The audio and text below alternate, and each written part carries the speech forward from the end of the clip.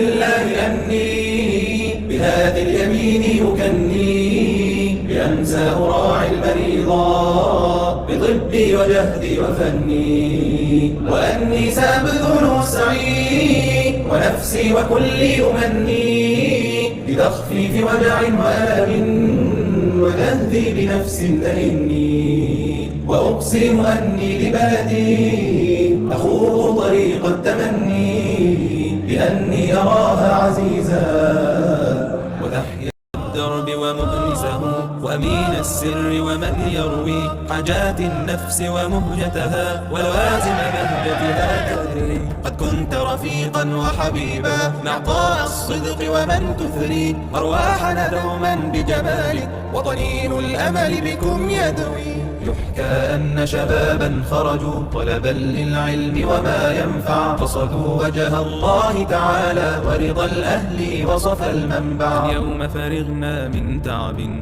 قد كان سنينا يطوينا وأصبنا المجد وآمالا في النفس تسير وتثرينا. واليوم ارتسمت بسمتنا في الوجه وصارت تروينا. قد بات القلب مبيت رضا والمولى أراد ورضينا.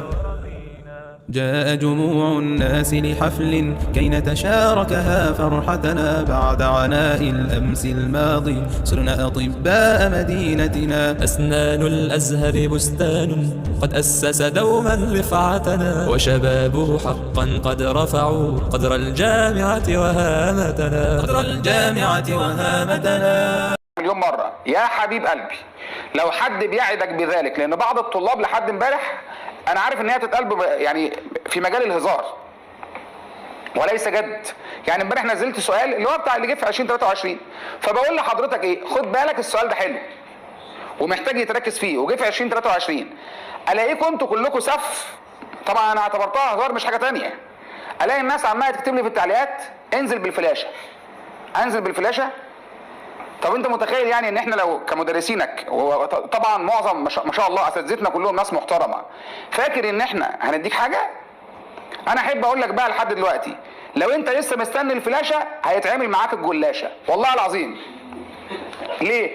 انت بقى طول السنه قاعد ومستني لحد دلوقتي عشان هتغش؟ لا، مفيش فرصه للكلام ده. ونسال ربنا سبحانه وتعالى ان اللجان تكون محكومه في الامتحان. بص، نسال حاجات كتير، ان الامتحان يكون سهل ويبقى يسير على الكل. بص، دي كلها حاجات مشروعه نطلبها، لكن اطلب من ربنا انه يوفقني في الغش. امبارح انا كنت بتفرج على احدى الصفحات، مش عارف الصفحه دي حقيقيه ولا لا، مكتوب شاومينج بيغش ثانويه عامه. فالمهم يبدو ان هو بيتفقوا كده، فالناس بتكتب له ايه في التعليقات. انا ما اعرفش دي هل ده فيك ولا ده كلام حقيقي. فالمهم هم كاتبين له ايه في التعليقات، كاتبين له على فكره جيب النص ربنا يكرمكم. فهو بيرد عليها هدفنا دايما ارضاءكم ونسعد لخدمتكم. ايه الكلام ده؟ ايه الكلام ده؟ حرامي والتاني شريكه في السرقه وبيشكروا بعض وبيدعوا لبعض وربنا يوفقنا. انت بتقول ايه يا عمنا؟ انت بتقول ايه يا عمنا؟ الحاجات دي ما بتقالش فيها كده. يعني انا رايح اعصي ربنا فبقول له يا رب وفقني في اللي انا رايح اعمله ده. قال لي اه يا مستر، ما احنا لازم نسال ربنا التوفيق في كل حاجه. يا ابني اتكسف على دمك. مش عارف ابقى انا رايح سارق وغاشش واقول ايه؟ يا رب بقى وفقنا في اللي جاي.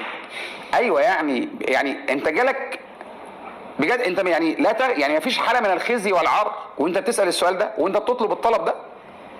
ايه ده يا اخي؟ حاله فظيعه جدا. اوعى تنسى الحلم بتاعك ابدا. عايزك تاخد قرار واحد بس النهارده، انه this will be your new start. دي هتكون البدايه الجديده في حياتك، ايا كان اللي فات شكله عامل ازاي. مفيش حاجة بتحمس أي إنسان على وجه كوكب الأرض أكتر من بداية جديدة، صح ولا لا؟ طب ما تيجي نبدأ كلنا بداية جديدة. طب ما تيجي ناخد قرار كلنا إنه اللي فات مات، بحلو وبوحش وبقرف وبكل حاجة، ونحط نقطة ونشد خط ونقول إيه من أول السطر، بغض النظر عن اللي فات.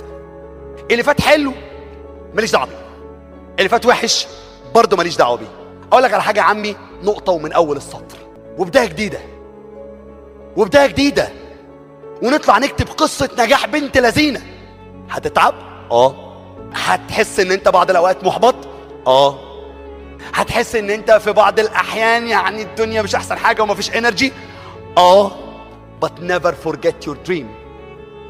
بس اوعى تنسى الحلم بتاعك ابدا. اشتغل واتعب واجتهد وفكر بره الصندوق وما تسمعش الكلام حد، وتعالى على نفسك واسعى ومره واثنين وثلاثه، ولو ما جيتش اول مره هتيجي الثانيه، لو ما جيتش الثانيه هتيجي الثالثه، ما جيتش الثالثه هتيجي الرابعه. ما تشمتش فيك حد. في ناس مراهنه على فشلك وفي ناس مراهنه على نجاحك، عايزين نكسب الناس اللي مراهنه على نجاحك. انت قدها، اشتغل على نفسك، خلي عندك اصرار، خلي عندك ثقه في نفسك، صدق نفسك وخلي عندك ثقه في ربنا ثم نفسك. هتوصل وهتشتغل وهتكسر الدنيا وهتلعلع، والناس كلها هتقول الراجل ده نجح ازاي، الراجل ده نجح ازاي، ده ما كانش ينفع انه ينجح، ده فاشل. انت ساعتها هتخرس الالسنه.